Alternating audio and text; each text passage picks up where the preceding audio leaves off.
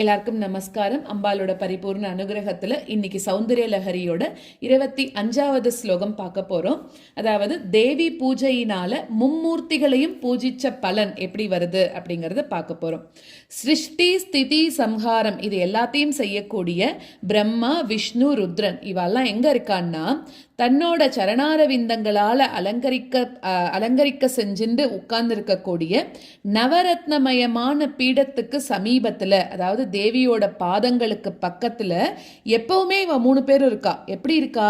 தன்னோட 2 கைகளையும் தலையில இருக்கக்கூடிய கிரீடத்துக்கு மேல தூக்கி அந்த அம்பால சேவிச்சின்றபடியே இருந்துட்டே இருக்காளாம். அப்படிப்பட்ட பாக்கியம் அவளுக்கு கிடைச்சிருக்கு அப்படிங்கிறா.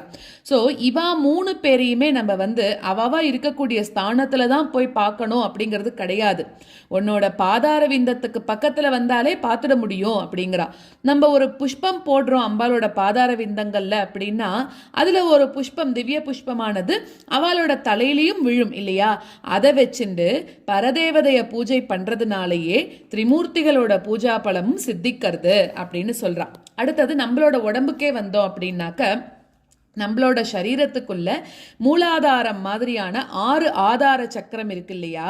ஸோ அதில் அதை 3 கண்டங்களாக பிரிக்கப்பட்டிருக்கு. அதாவது அந்த 6 ஆதார சக்கரம் தேவியோட பீடமானதுனால 2 ஆதார சக்கரங்களாக சேர்ந்து அக்னி சூரியன் சோமன் அப்படின்னு 3 கண்டங்களாக பிரிக்கப்பட்டிருக்கிறதுனாலையும் அந்தந்த கண்டங்கள்ல பிரம்ம கிரந்தி பிரம்மா இருக்கக்கூடிய இடம், விஷ்ணு கிரந்தி விஷ்ணு இருக்கக்கூடிய இடம், ருத்ர கிரந்தி அப்படின்னு ருத்ரன் இருக்கக்கூடிய இடம் அப்படின்னும் வசிக்கக்கூடிய இடம் அப்படிங்கிறதுனால இந்த உபாசகன் அந்தர்முகனாக இருந்துட்டு தேவிய 6 விதமான ஆதார சக்கரங்கள்ல கிரமமாக பூஜிக்கும் போது கூட பிரம்மா விஷ்ணு ருத்ராதிகள் இவா எல்லாருமே பூஜிக்கப்பட்டவர்களாக ஆயிடுறா அப்படிங்கிறது தான் இந்த ஸ்லோகத்தோட கருத்தா இருக்கு. அதாவது நம்ம அம்பால மட்டுமே நம்ம சேவிச்சோம் அப்படின்னா கூட அந்த மும்மூர்த்திகளையும் சேவிச்ச பலனும் நம்மளுக்கு கிடைக்கிறது அப்படிங்கிறா. உடம்புல 6 ஆதார சக்கரங்கள் 3 கண்டங்களாக பிரிக்கப்பட்டிருக்கு அப்படின்னு சொல்றோம். அதுதான்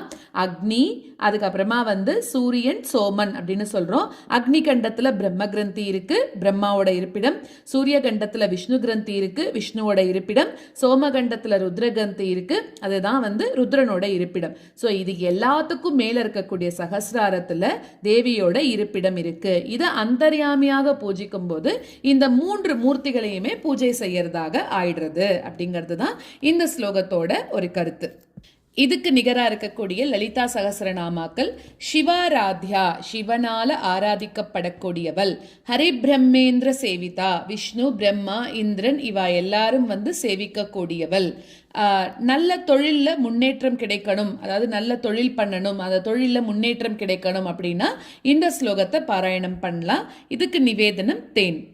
त्रयाणां देवानां त्रिगुणजनितानां तव शिवे भवेत् पूजा पूजा तव चरणयोर्या विरचिता तथा हि त्वत्पाद उद्वहनमणिपीठस्य निकटे स्थिता ह्येते शश्वन् मुकुलितकरो तं समकुटाः.